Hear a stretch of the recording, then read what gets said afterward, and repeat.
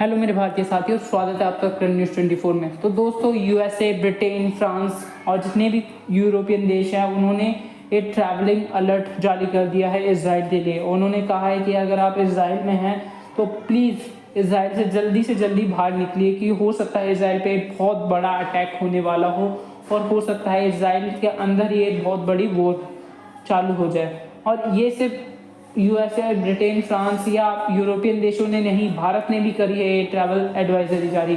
और भारत ने सिर्फ ये इजराइल के लिए नहीं, ईरान के लिए भी करी है। भारत ने कहा है कि अगर आप इजराइल और ईरान में रह रहे हैं तो प्लीज़ भारतीय एम्बेसी में जाकर अपना नाम रजिस्ट्रेशन करवा लीजिए, जिससे अगर इन दोनों देशों में कोई युद्ध की स्थिति होती है तो भारतीय सेना आपको जल्दी से जल्दी वहाँ से निकाल सके।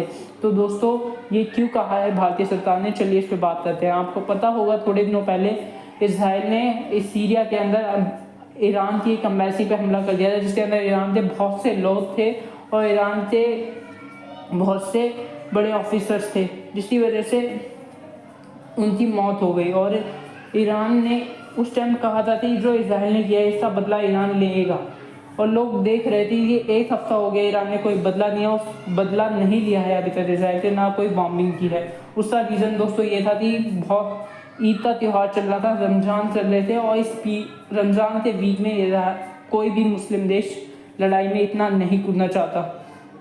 तो अब बताया जा रहा है कि जो ईद है इसके बाद ईरान एक बहुत बड़ा स्टेप ले सकता है अगेंस्ट टू इजराइल। हाँ दोस्तों, ईरान एक बड़ा स्टेप ले सकता है अगेंस्ट टू इजराइल। वो बहुत कुछ करने की सोच रहा है ईरान।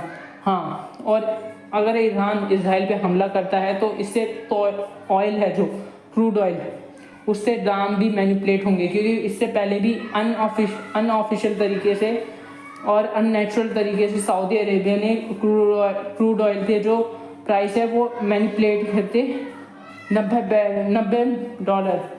$19 पर बैरल पहुंचा दिए हैं। और अगर ईरान हमला करता है इजराइल पे तो चांसेस है कि ये $150 पर बैरल पहुंच जाए। और ये भारत के लिए बहुत खतरनाक न्यूज़ है दोस्तों, क्योंकि इससे भारत के अंदर महंगाई बहुत बढ़ेगी और हमें कोई भी हमारी जो इन्वेस्टमेंट है हमारे देश में उसका ज़्यादा फ़ायदा नहीं होगा। और ये दोनों देश लड़ेंगे तो ईरान कोशिश करेगा कि वो इंटरनेशनल जो क्रूड ऑयल है उसकी सप्लाई को रोके, जिससे जो क्रूड ऑयल के ईरान वॉर चालू होने से बढ़ेंगे वो उससे भी ज़्यादा बढ़े और लोग इजराइल पे प्रेशर डालें, और दूसरे देश भी थी वो गाज़ा वॉर को रोके। और ये भारत के लिए कोई फ़ायदेमंद बात नहीं है दोस्तों, क्योंकि हम इजराइल से बहुत सी चीज़ें परचेज करते हैं और इजराइल भी हमारा दोस्त है, और हम ईरान से भी बहुत सी चीज़ें परचेज करते हैं और ईरान भी हमारा दोस्त है। अगर इन दोनों के बीच में युद्ध होता है तो भारत के लिए बहुत बड़ी तकलीफ हो जाएगी और भारत बीच में फंस जाएगा और भारत को बहुत से नुकसान झेलने पड़ेंगे। इस स्थिति में भारत ने पहले ही कोई चीज़ कर ली होगी या भारतीय सरकार क्या मूव चलने वाली है वो हमें आगे देखने को मिलेगा। बट आप ध्यान रखिएगा कि क्रूड ऑयल के दाम आने वाले दिनों में बढ़ने वाले हैं अगर ईरान अटैक करता है तो इजराइल पे।